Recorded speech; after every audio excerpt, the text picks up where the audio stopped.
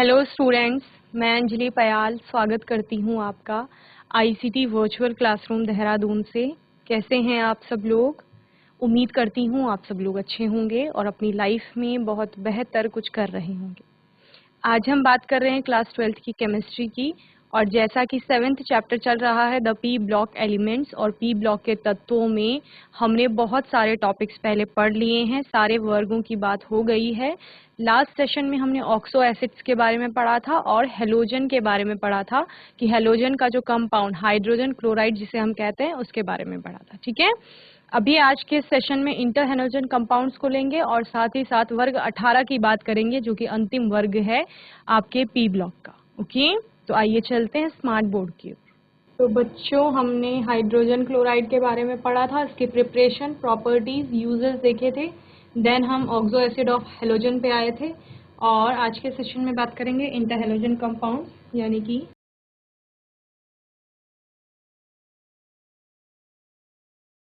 अंतरा halogen यौगिक।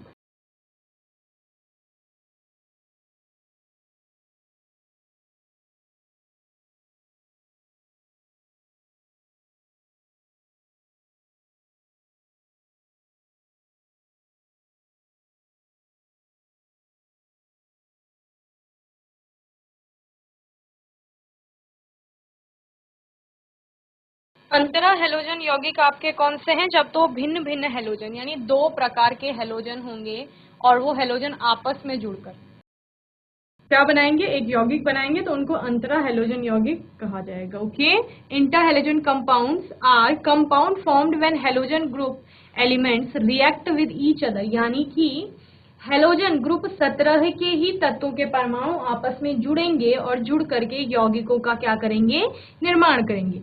In other words, it is a molecule which consist of 2 or more different elements of group 17. There are 4 type of interhalogen compounds. ठीक है, तो क्या कहा गया, यानी कि हम दूसरे शब्दों में क्या कह सकते हैं कि हेलोजन तत्व जो हैं इसे एक अणु कहा जा सकता है क्योंकि इसमें अलग अलग प्रकार के परमाणु उपस्थित हैं। ठीक है, तो अणु आपका अणु भी होता है और यौगिक भी होता है। यही हम देखते हैं, अणु किससे मिलकर के बना हुआ है, अलग अलग परमाणुओं से।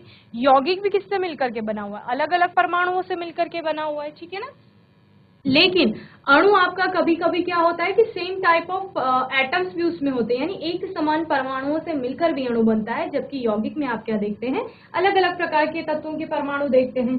ठीक है, तो इस प्रकार से क्या कहा जा रहा है, in other words it is a molecule, ये क्या है, एक अणु है, विच कंसिस्ट, जो किससे बना हुआ है, of 2 or more different elements of group 17, यानी कि ग्रुप 17 हेलोजन परिवार जिसे कहा जा रहा है, जिसमें क्या क्या है, जिसमें आपका फ्लोरीन है, क्लोरीन है, ब्रोमीन है, आयोडीन है, एस्टिटीन है। ठीक है, तो ये जो आपके तत्व हैं, ये तत्व आपस में मिल करके क्या बना रहे हैं बच्चों, ये तत्व आपस में मिल करके यौगिक बना रहे हैं और इन यौगिकों को क्या कहा जा रहा है, अंतरा हेलोजन यौगिक कहा जा रहा है। ओके, तो ये आपका अंतरा हेलोजन यौगिक हो गया। There are 4 types of inter halogen compounds.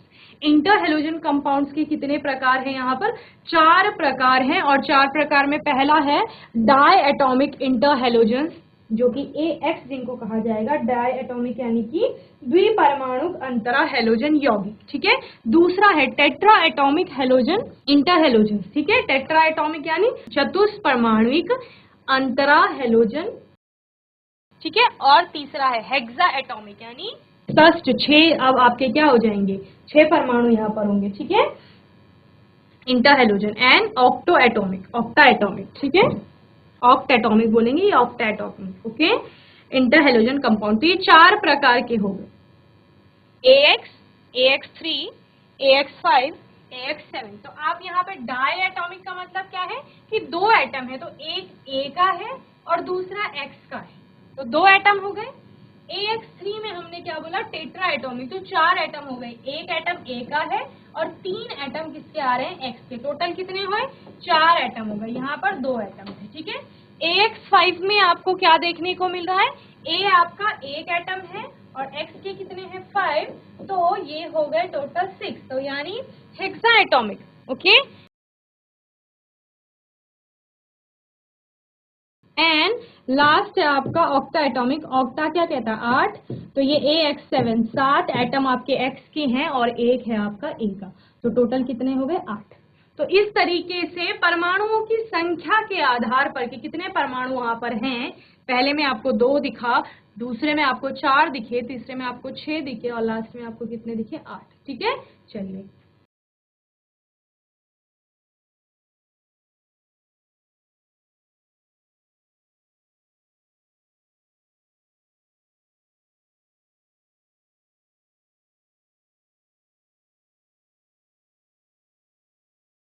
यहाँ पर आपको टाइप्स बताए गए। ठीक है, पहला टाइप है AX डाई, जिसको आपका ने कहा द्विपरमाणु। ये आपका क्या था? टेट्रा। ये था आपका हेक्सा और ये था ऑक्टा। ओके,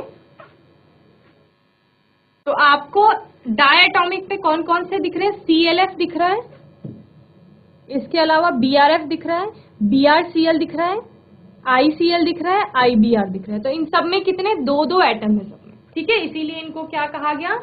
द्विपरमाणुक अंतरा हेलोजन। ठीक है, इसके बाद चतुष्परमाणुक अंतरा हेलोजन में क्या है? जो कि AX3 टाइप के होंगे, यानी A आपका एक हेलोजन है, A भी आपका क्या है? हेलोजन है। हेलोजन यानी कि ग्रुप 17 का तत्व, और X भी आपका क्या है? हेलोजन है।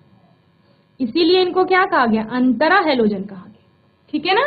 तो A भी हेलोजन है, X भी हेलोजन है, लेकिन A जो है उसकी तुलना में X के कितने परमाणु हो जाएंगे? 3 हो जाएंगे, इसीलिए इसको क्या कहा गया? चतुष्परमाणुक कहा गया। ठीक है ना? तो Cl, तो A में यहाँ Cl आ गया और X में क्या आ गया? F, और F का कितना आ गया? 3, तो ClF3, BrF3, ICl3। तो ये सारे क्या है? ये सारे चतुष्परमाणुक अंतरा हेलोजन यौगिक है। ओके, इसके अलावा AX5 हेक्सा जिसे हमने कहा, यानी कि 6 परमाणु होंगे कुल, इसमें BrF5, IF5 ये कंपाउंड आएंगे। ये क्या है? अंतरा हेलोजन यौगिक है। ठीक है, इसके अलावा IF7 आएगा किसमें? IX7 में, जिसके की टोटल कितने परमाणु होंगे? 8 परमाणु। तो यहाँ पे आपको दिख रहा है I का 1 परमाणु है और F के कितने? 7, टोटल कितने हो गए? 8 हो गए। ठीक है ना? चलिए टेबल नोट करेंगे।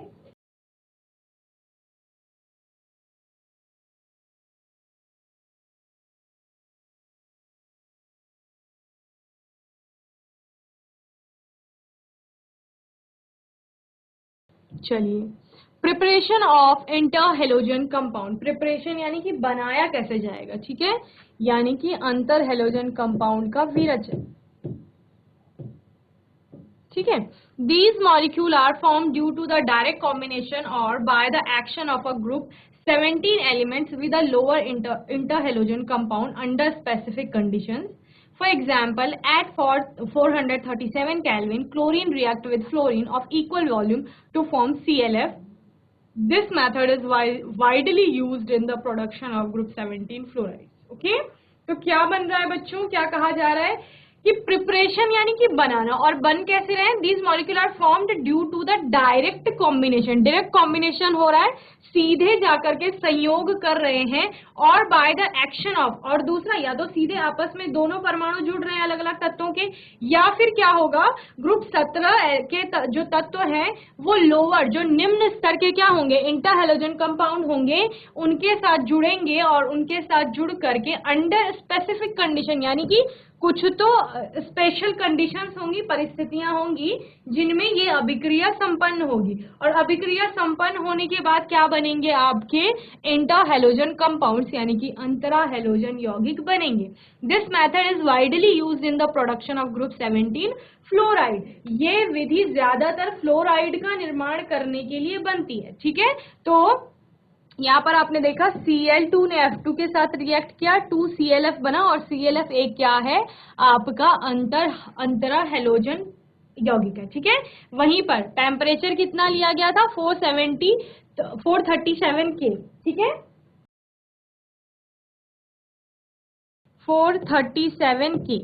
Okay, then I2 plus Cl2 यानी आयोडीन और क्लोरीन की रिएक्शन हुई है और 2ICl बना है। ठीक है ना?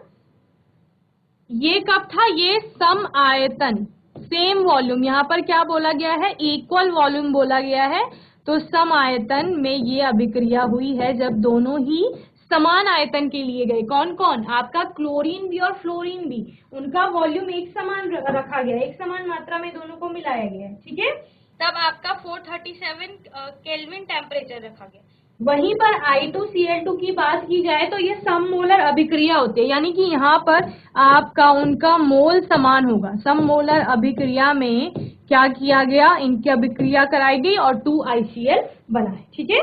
चलिए अभिक्रिया नोट करेंगे।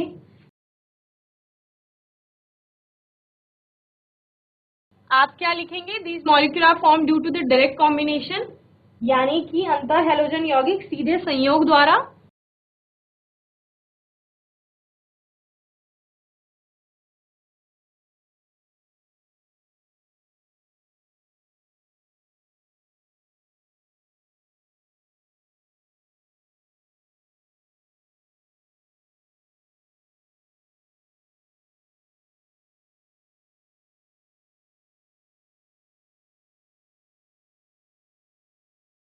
सीधे संयोग द्वारा, और दूसरा किसी हैलोजन की एक निम्नतर अंतर हैलोजन यौगिक पर अभिक्रिया द्वारा बनाए जाते हैं, ठीक है। या किसी हैलोजन की, यानी ग्रुप 17 के किसी तत्व की अन्य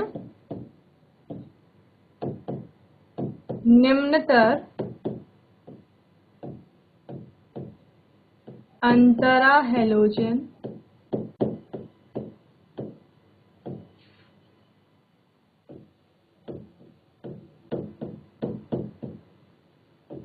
यौगिक से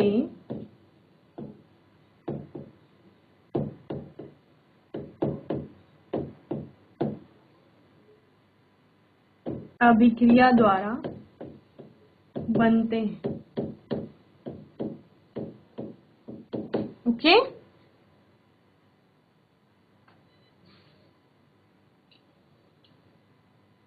और क्या लिखा गया है?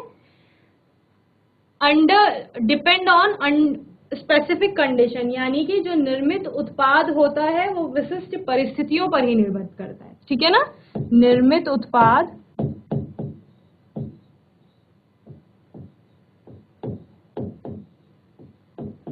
स्पेसिफिक कंडीशंस, यानी विशिष्ट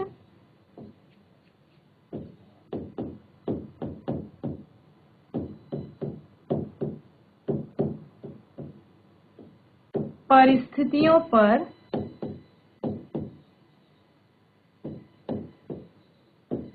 निर्भर करते हैं, ओके। चलिए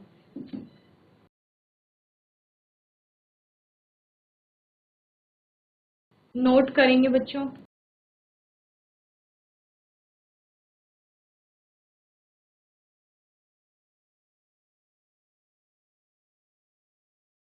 चलिए ये प्रिपरेशन की पहला मेथड आपने देखा, और इसी प्रकार से अलग अलग प्रिपरेशन के मेथड देखेंगे कुछ और, जैसे कि Cl2 और F2 की, जहां पर ये सम, हमने क्या बोला, यहाँ पर समान आयतन में दोनों को लिया जा रहा है। अगर समान आयतन ना हो और मोल समान हो तो तब किस प्रकार से अभिक्रिया होगी वो देखते हैं, ठीक है ना। तो Cl2 आपका F2 से रिएक्ट करेगा, लेकिन 3 वॉल्यूम लेंगे हम, और ये टेम्परेचर यहाँ पर 573 केल्विन रखा जाएगा। तब आपका ClF3 बनता है। ये कौन से टाइप का है? ये टेट्रा एटॉमिक है, ठीक है, चतुष्परमाणविक अंतरा हैलोजन यौगिक है। वहीं पर हमने क्या बोला, सम मोलर लेंगे यहाँ पर I2 और Cl2 को। अगर सम मोलर ना लें और क्लोरीन को हम आधिक्य में ले लें, ठीक है, हमने क्या कहा, क्लोरीन को आधिक्य में ले ले, तो 3 ले लिए हमने यहाँ पे, ठीक है। क्या बनेगा? 2ICl3, ठीक है। ये भी कैसा है? ये भी आपका चतुष्परमाणिक अंतरा हैलोजन यौगिक है, ओके। इसके अलावा हमने Br2 और F2 की अभिक्रिया करानी है, ठीक है, ब्रोमीन की और फ्लोरीन की। तो यहाँ पर हम 3 ले लेंगे F2, और इस पर कितना बनेगा? BrF3 बनता है, यानी कि ये भी एक क्या बनेगा, चतुष्परमाणविक आपका अंतरा हैलोजन यौगिक बनेगा, ठीक है। इसके अलावा अगर हमने आधिक्य में F2 को ले लिया, 3F2 की जगह 5F2 कर लिया, तो Br2 प्लस 5F2, यानी ये आधिक्य में है F2 फ्लोरीन, तो तब आपका क्या बनेगा, BrF5 बन जाएगा, जो कि कैसा होगा, हेक्सा एटॉमिक इंटरहेलोजन कंपाउंड। ओके, और इसके दो। ओके, इस प्रकार से अलग अलग अभिक्रियाओं में आपको क्या दिख रहा है, यौगिक अंतरा हेलोजन यौगिक बनते हुए दिख रहे हैं। और हमने जैसे कि कहा था कि डायरेक्ट कॉम्बिनेशन से बन जाते हैं, ठीक है, वही डायरेक्ट कॉम्बिनेशन हम यहाँ पर क्या कर रहे हैं बच्चों, देख रहे हैं कि डायरेक्टली दोनों हेलोजन यौगिकों को हम जोड़ रहे हैं, जैसे कि क्लोरीन फ्लोरीन हो गया, ब्रोमीन फ्लोरीन हो गया, या आयोडीन क्लोरीन हो गया। तो इस प्रकार से डायरेक्ट जुड़ करके सीधे संयोग करके क्या बना रहे हैं, अंतरा हेलोजन यौगिक बन रहे हैं, जो कि हमने यहाँ पर कितने टाइप के देखे, आपके डायटॉमिक हमने देखा, टेट्राएटॉमिक देखा। रिएक्शंस नोट करेंगे, फिर प्रॉपर्टीज की बात करें।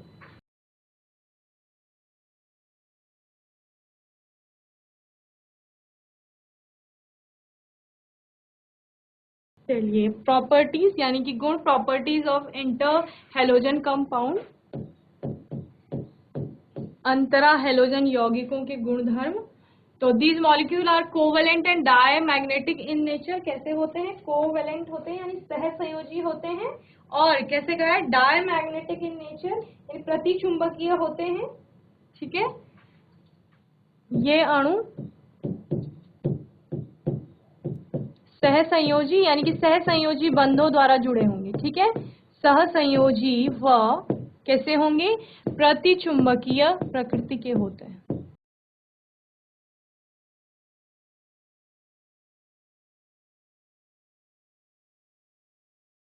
Then the bonds formed between these compounds are more reactive than diatomic halogen bonds. ठीक है, क्या कहा गया कि जो ये बंध बन रहे हैं, ठीक है, the bonds formed between these compound, in compound में जो बॉन्ड बंध बन रहे हैं ना, वो क्या होंगे, आर मोर रिएक्टिव, वो ज्यादा अभिक्रियाशील होंगे then diatomic halogen bonds. किसकी तुलना में, जो हेलोजन के अंदर डाई एटॉमिक बॉन्ड्स है ना, उनकी तुलना में। ठीक है, तो जैसे Cl2 हो गया या F2 हो गया, तो उनके बीच में जो बॉन्ड है, उनकी अपेक्षा जो कंपाउंड के बीच में बॉन्ड है वो ज्यादा प्रबल होंगे। ठीक है, the physical properties of these molecule are transitional between their constituents. ठीक है, तो वो वैरी करता है कि क्या क्या कॉन्स्टिट्यूएंट है उसके according. The molecular structure of AX3 molecule is bend T shaped, अगर AX3 टाइप का मॉलिक्यूल है, ठीक है, जैसे हमने ClF3 बोला, तो उसमें टी शेप्ड यानी टी शेप्ड स्ट्रक्चर आएगा किसका, आपके मॉलिक्यूल का। एंड AX5 टाइप का मॉलिक्यूल होगा इस स्क्वायर और पिरामिडल। वो कैसा होगा, वो तो या तो स्क्वायर शेप बनाएगा स्ट्रक्चर या पिरामिडल शेप का बनेगा, पिरामिड की तरह। AX7 अगर है तो वो बाय पिरामिडल जाएगा या फिर पेंटागोनल स्ट्रक्चर बनाएगा। इसके अलावा the bond length depend upon the size of the constituent halogen. ठीक है, बॉन्ड लेंथ जो होगी यानी बंध की लंबाई होगी, वो निर्भर करेगी किस पर, उसके घटकों पर। घटक क्या है आपके, घटक वो तत्व है ना जिनसे बना हुआ है वो, तो यानी कि जितना ज्यादा परमाणु क्रमांक का तत्व होगा, आकार उतना बढ़ता जाएगा, तो बॉन्ड लेंथ वहां पर बढ़ती जाएगी। ठीक है, अगर हम ICl की बात करें और ClF की बात करें, तो दोनों की तुलना में आप ICl को क्या कहोगे कि वहां पर बॉन्ड की लेंथ बढ़ जाएगी। ठीक है ना, तो the molecule which consist of lighter group 17 elements is fairly colorless, but one which is made up of higher halogens is deeper in color, which is due to the rise in the molecular weight. क्या कहा जा रहा है, the molecule which consist of lighter groups, यानी कि ऐसा अणु या फिर ऐसा यौगिक जिसमें हल्के तत्व हैं, ग्रुप 17 के हल्के तत्व यानी ऊपर है जो क्लोरीन फ्लोरीन, ठीक है, वो है, तो उनका कलर कैसा होगा, वो कलरलेस होंगे, फेयरली कलरलेस, वो ज्यादातर रंगहीन होंगे। वहीं पर but one which is made up of higher halogen, लेकिन ऐसा यौगिक जो हाइयर हेलोजन से क्या तात्पर्य है, जिनका एटॉमिक वेट ज्यादा है, ठीक है, जो भारी तत्व हैं, अगर उनसे मिलकर के बना हुआ है तो उनमें डीपर इन कलर यानी कि गाढ़े रंग उनमें आपको देखने को मिलेंगे। जैसे आप क्या कहते थे, आप कहते हो कि आयोडीन का कलर डार्क होता है, एकदम वायलेट ब्लू कलर का होता है, ठीक है, तो वो उसका एटॉमिक मॉलिक्यूलर वेट या एटॉमिक वेट वहां पर उसका ज्यादा है। और वहीं क्लोरीन की बात करेंगे तो क्लोरीन का कलर वैसा नहीं था डार्क, उसका तो लाइट कलर था ना। तो इसी तरीके से अगर क्लोरीन फ्लोरीन का कोई यौगिक है तो उसका कलर लाइटर इंटर होगा या वो कलरलेस होगा। वहीं पर अगर आयोडीन ब्रोमीन इस प्रकार वो कंपाउंड बनाते हैं तो उनका कलर कैसा होगा, गाढ़े रंग का होगा, यानी कि डार्क कलर होगा। ठीक है, तो ये आपके किसके बारे में हो गए, इंटर हेलोजन कंपाउंड्स के बारे में हो गए। जल्दी से आप नोट करेंगे, फिर हम आगे इसके बारे में और पढ़ेंगे। Okay,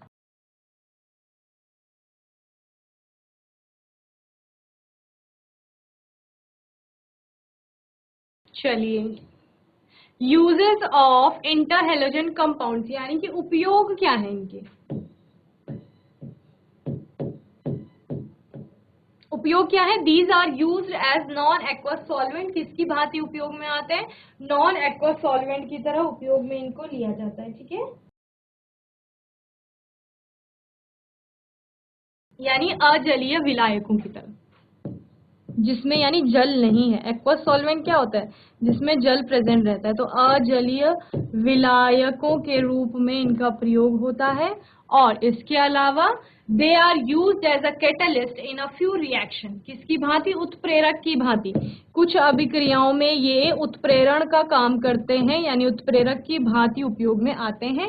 UF6 which is used in the enrichment of 235U is produced by using ClF3 and BrF3। तो क्या कहा जा रहा है कि ClF3 तथा BrI3 का उपयोग, BrF3 या BrI3 कहीं पर होगा, ठीक है, इनका उपयोग यूरेनियम 235 के संवर्धन हेतु UF6 के उत्पादन में किया जाता है, और इसकी अभिक्रिया भी यहाँ पर दी गई है। ठीक है, यूरेनियम को ClF3 के साथ रिएक्ट कराया जा रहा है और आपका क्या बन रहा है, UF6 बन रहा है। Okay, these are used as fluorinating compound. ठीक है, किसकी भांति, फ्लोरिनेटिंग, फ्लोरिनीकरण भी इसको कहा जाता है, कारक के रूप में इनका प्रयोग किया जाता है। ओके,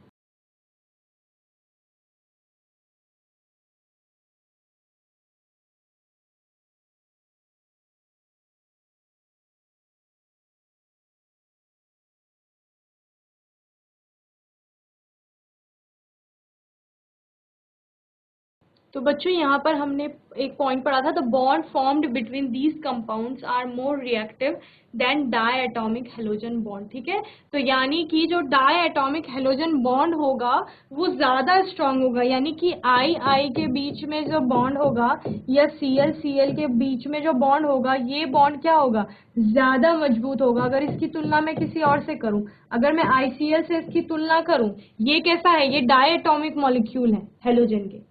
ठीक है, वहीं पर ये भी डाई एटॉमिक है, लेकिन ये इंटर हेलोजन कंपाउंड है। ठीक है, इसमें अलग अलग तत्व दिख रहे हैं आपके, अलग अलग तत्वों के परमाणु दिख रहे हैं। ठीक है, यहाँ पर आयोडीन आयोडीन के बीच में बन रहा है, जबकि यहाँ पर आयोडीन और क्लोरीन के बीच में बन रहा है। तो प्रश्न ये भी आता है कि I2 जो है वो ICl की तुलना में क्या है, कम क्रियाशील है, या आप क्या कहेंगे, ICl अधिक क्रियाशील होता है। तो ICl क्यों अधिक क्रियाशील है, क्योंकि इनके बीच में जो बॉन्ड है ना, ये कैसा है, ये वीक है, और जहां पर कमजोर बंध बनेंगे वो कमजोर बंध जल्दी टूटेंगे। तो ICl हो गया, या कोई भी अंतर हेलोजन यौगिक होगा जो अलग अलग तत्वों से मिलकर के बना हुआ है, उसके बॉन्ड और सेम एलिमेंट में बनने वाले, मॉलिक्यूल के अंदर बनने वाले, डायटोमिक मॉलिक्यूल के अंदर बनने वाले बंध क्या होंगे, वो ज्यादा स्ट्रांग होंगे। इसलिए I2 को इजीली तोड़ना पॉसिबल नहीं है, ICl इजीली टूट जाएगा और टूट करके क्या करेगा, अभिक्रिया कर लेगा किसी से। वहीं पर I2 इतना ज्यादा क्रियाशील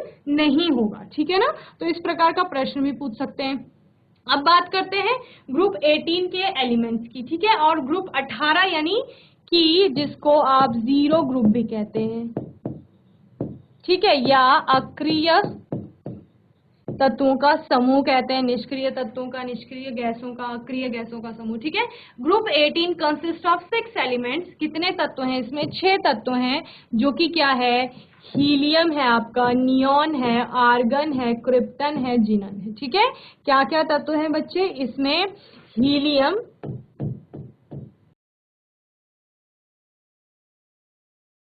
नियॉन, आर्गन, क्रिप्टन और जिनन। ठीक है, ये आपके क्या है इसमें, ये आपके 6 तत्व हैं। ओके, चलिए इसके बाद all these are gases and chemically unreactive, सारी क्या है, सभी गैसेज हैं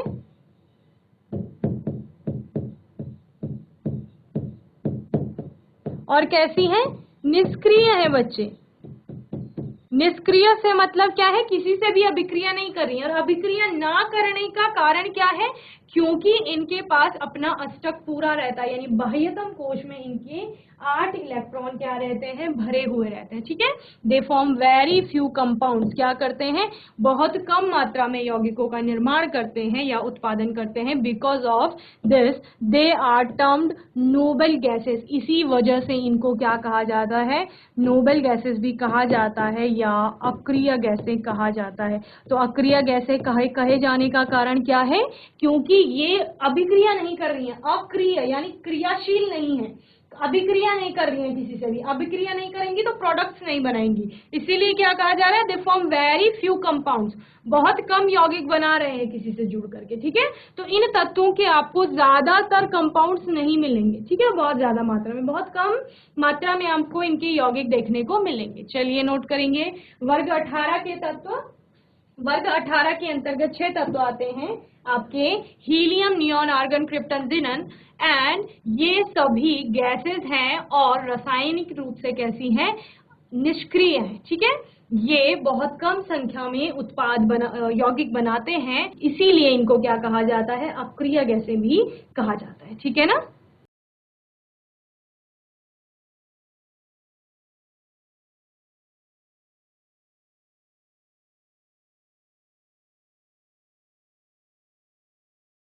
चलिए सेम वही इलेक्ट्रॉनिक कॉन्फ़िगरेशन की बात होगी, तो electronic configuration, all noble gases have general electronic configuration NS2 NP6 except helium which has 1s2, okay.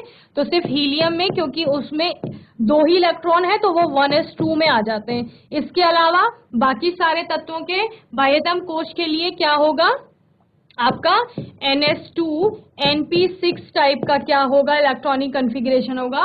और जैसे मैंने बोला कि इसके बाह्यतम कोश में 8 इलेक्ट्रॉन होते हैं, तो S में आपके 2 इलेक्ट्रॉन आ गए, P में आपके 6 इलेक्ट्रॉन आ गए, दोनों ही कैसे हैं, दोनों ही सबशेल आपकी फुली फिल्ड आती है, ठीक है। यानी S सबशेल में 1 ऑर्बिटल, उसमें 2 इलेक्ट्रॉन फुली फिल्ड, और P सबशेल में आपकी 3 ऑर्बिटल, PX PY PZ, और तीनों ही क्या हो गई, फुल हो गई, ठीक है, तीनों में 2-2 इलेक्ट्रॉन, तो टोटल 6। आयनाइजेशन एंथैल्पी की बात करेंगे, due to stable electronic configuration these gases exhibit very high ionisation enthalpy, however it decreases down the group with increase in atomic size. जैसे जैसे हम पढ़ते हैं कि इनका जो आयनाइजेशन एंथैल्पी है, एक तो वो बहुत ज्यादा है क्योंकि उनके अष्टक पूरे हैं, ऑर्बिटल सारे फुली फिल्ड है। वहीं पर क्या कहा जा रहा है कि जैसे जैसे हम ग्रुप में नीचे की ओर जाएंगे, चूंकि आकार बढ़ रहा है परमाणु का, तो आयनाइजेशन एंथैल्पी की वैल्यू क्या करती जाएगी, वहां पर घटती जाएगी, जैसे कि हम पहले भी हमने और ग्रुप्स में पढ़ा है, ओके। चलिए जल्दी से नोट करेंगे। नेक्स्ट एटॉमिक रेडियाई, अगर एटॉमिक रेडियाई की बात करेंगे तो वो भी क्या करेगी, ग्रुप में नीचे की ओर जाने पर बढ़ेगी। Atomic radii increases down the group with increase in atomic number, क्योंकि एटॉमिक नंबर बढ़ रहे हैं। एटॉमिक नंबर का बढ़ने का मतलब क्या है, परमाणुओं की संख्या बढ़ रही है, परमाणु की संख्या यानी कि प्रोटॉनों की संख्या बढ़ रही है। और वहीं पर हम क्या कहेंगे, प्रोटॉनों की संख्या उदासीन अवस्था में प्रोटॉनों की संख्या यानी इलेक्ट्रॉनों की संख्या, तो इलेक्ट्रॉनों की संख्या बढ़ेगी, तो फिर उन इलेक्ट्रॉनों को रखने के लिए कक्षाएं चाहिए, और कक्षाएं बढ़ती रहेंगी। हीलियम में 1 ही कक्षा है, वहीं पर नियॉन में आपकी 2 कक्षाएं आ गई, कोश आ गए, ठीक है। वहीं आर्गन में आपके 3 कोश आ गए। तो आप क्या देख रहे हैं, परमाणु की संख्या बढ़ने से कोशों की संख्या बढ़ रही है, और चूंकि कोशों की संख्या बढ़ रही है तो परमाणु का आकार बढ़ रहा है, यानी परमाणु की त्रिज्या बढ़ रही है। तो यानी कि हम क्या देखते हैं, हीलियम से अगर रेडॉन की तरफ चलेंगे, जिनॉन की तरफ, रेडॉन के बारे में इतना आपको पढ़ने को नहीं मिलेगा, तो हम जिनॉन तक इसको बहुत अच्छे से स्टडी करते हैं। तो यहाँ पर आपको क्या दिखेगा, परमाणु संख्या बढ़ती हुई दिखेगी, क्योंकि परमाणु की संख्या बढ़ रही है, इलेक्ट्रॉनों की संख्या बढ़ रही है, तो परमाणु का आकार बढ़ रहा है, यानी परमाणु की त्रिज्या बढ़ रही है, okay. Then electron gain enthalpy, same वही जो ग्रुप 16, 17, 15 में पढ़ा, since noble gases have stable electronic configurations, they have no tendency to accept the electron and therefore have large positive value of electron gain enthalpy. ठीक है, क्योंकि उनके पास 8 अपने electron पूरे हैं तो उन्हें आवश्यकता ही नहीं है किसी भी इलेक्ट्रॉन की, इसीलिए उनकी इलेक्ट्रॉन गेन एंथैल्पी का मान धनात्मक में बहुत ज्यादा होता है. ठीक है, एंड फिजिकल प्रॉपर्टी और केमिकल प्रॉपर्टीज. ठीक है, तो फिजिकल प्रॉपर्टीज और केमिकल प्रॉपर्टीज आप लोग घर से करेंगे. तो बच्चों, मैं उम्मीद करती हूँ आज का सेशन आपको अच्छे से समझ में आया होगा. आज के सेशन में हमने बात की इंटर हैलोजन कंपाउंड्स यानी अंतरा हैलोजन यौगिकों की, और अंतरा हैलोजन यौगिकों में हमने जिन यौगिक के बारे में पढ़ा उनके प्रकार को समझा, तो वो आपको अच्छे से समझ में आया होगा. आगे बात की वर्ग 18 के तत्वों की, और वर्ग 18 के तत्वों के गुणधर्मों को समझने के बाद फिजिकल और केमिकल प्रॉपर्टीज की बात की है, जो कि आपको होमवर्क में करना है. और यहाँ पर इस टॉपिक के साथ आपका चैप्टर समाप्त होता है. आने वाले सेशन में हम नेक्स्ट चैप्टर की बात करेंगे जो है DNF ब्लॉक. तब तक के लिए ICT वर्चुअल क्लासरूम से जुड़ने के लिए धन्यवाद.